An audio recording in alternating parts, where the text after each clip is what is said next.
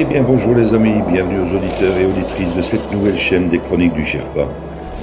Comme vous allez le comprendre ici, nous allons faire non pas un retour vers le futur, mais bien un retour vers le passé, telle la machine du projet Looking Glass, afin de reprendre les événements en 2020 pour remonter l'actualité vers 2025.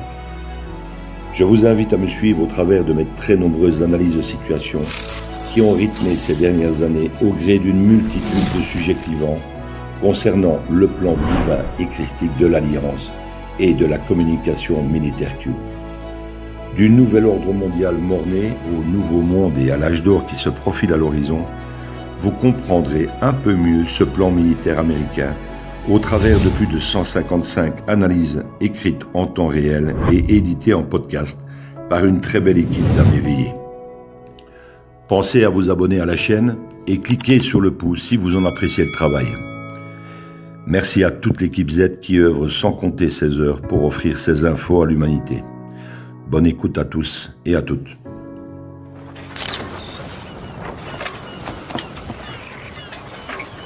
Where we go one, we go all.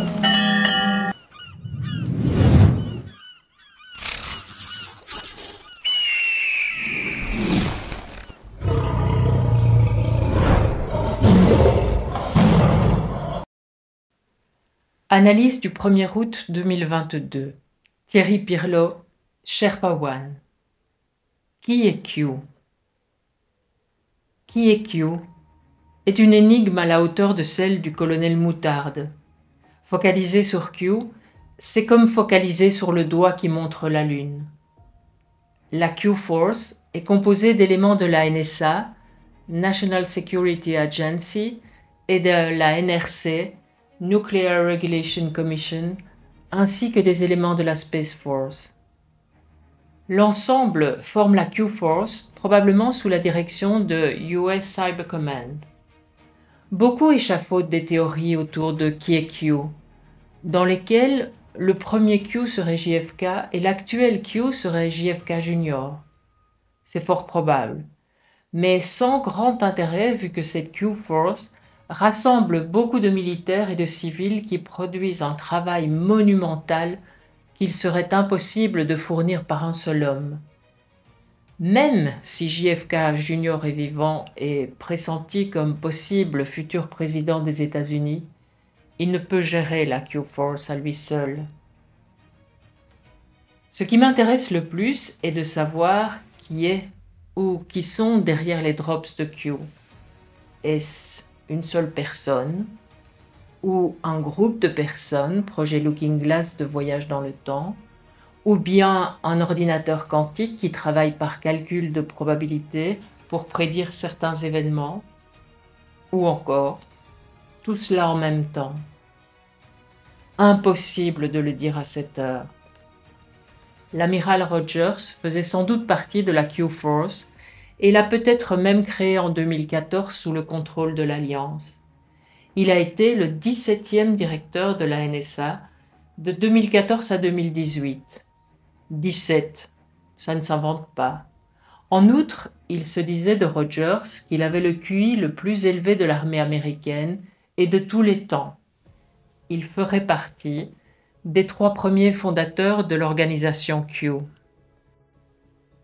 Pour résumer la symbolique de Q, on peut dire Q pour question, car il nous force à nous interroger. Q pour drops avec les deltas étant les délais entre la diffusion du message et l'événement qui se produit dans le futur. Eh oui, Looking Glass, peut-être. Q pour caillou du petit poucet qui ponctue l'info avec les deltas. Q pour opération d'hameçonnage. Q pour armée des Anones, qui sont les soldats digitaux. Q pour Intel 1000 Info. Q pour désinformation à l'attention de l'ennemi. Q pour déception vis-à-vis du plan ou contre-mesure pour désorienter l'ennemi. Q pour la 17e lettre de l'alphabet. Et enfin Q pour la Space Force, NSA et énergie atomique, etc. Depuis 2018, c'est le général 4 étoiles Paul Nakasone qui tient la maison pour Trump. Nakasone est donc le 18e gradé de haut rang à la tête de la NSA et surtout il est le 3e Commander of the United States Cyber Command, façade officielle pour la Q-Force. Ça y ressemble. Néanmoins, cette Q-Force secrète et officiellement inexistante pourrait aussi être potentiellement sous la direction de la Space Force, 6e branche de l'armée américaine créée par Trump le 20 décembre 2019 et donc intouchable par le Deep State. J'y vois même une logique avec ce qui arrive. Premier contact extraterrestre. Pour ce qui est de McAfee, il a eu un rôle important dans toute cette histoire, probablement pour craquer les programmes stratosphériques du Deep State. Et comme pour Epstein, on a simulé sa mort en Espagne pour réaliser son extraction par l'Alliance et le placer comme témoin protégé. Je me souviens qu'il y a une histoire de bâtiments explosés, écroulés à cette époque par le Deep State en Floride, afin de faire disparaître des dizaines de disques durs de plusieurs téraoctets planqués par McAfee et que le Deep State ne retrouvait pas. Quant au général Flynn, il est le personnage énigmatique dans l'entourage de Trump. Certains y voient un traître, puisque démocrate, d'autres un héros, et d'autres encore les deux. Pour moi, c'est un vrai héros américain et un électron libre de cette Q-Force, qui a joué le rôle de fusible dans toutes les attaques contre Trump avec la Russie. Son rôle a été magistral de A à Z, que ce soit comme taupe des démocrates et de Obama, comme aide de camp de Trump, punching ball dans le Russiagate, ou encore conseiller dans l'art de la guerre de Sun Tzu, au niveau des opérations de l'Alliance. Son rôle est pour moi inestimable, mais terminé dès à présent, sauf en ce qui concerne la communication. Il y a d'ailleurs cette très belle interview de Flynn par mon mage devant l'Éternel, Alexis Cosset. Il a fait un doublé 2 semaines plus tard, en interrogeant Sidney Powell, l'avocate dans l'ombre du capitaine, qui est à l'origine de l'expression « Nous avons relâché le Kraken » à la sortie des élections volées fin 2020. Alors, qui est Q? Et quels sont les détails de toute cette opération?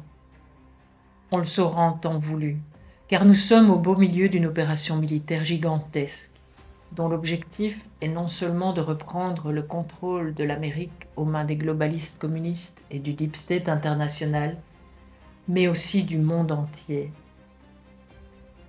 Les États-Unis sont actuellement dirigés par un gouvernement militaire secret, depuis la fraude aux élections, par les machines de vote par correspondance dominionnes depuis des pays amis de l'OTAN. Le faux gouvernement Biden est un simulacre de présidence aux mains du gouvernement militaire légitime et n'a pour but que le grand réveil général de la planète, en démontrant par l'absurde ce qu'auraient été nos vies sous un nouvel ordre mondial qui est mort-né en 2016. Et il est temps de se réveiller, aux États-Unis comme ici. Les Américains ne font jamais les choses comme tout le monde. Plus c'est gros, plus ça passe. Vous regardez un grand film sponsorisé par l'Alliance. The best is yet to come. Sherpa One.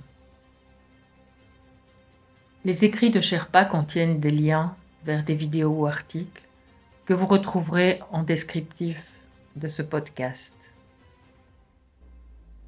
Where we go one, we go all.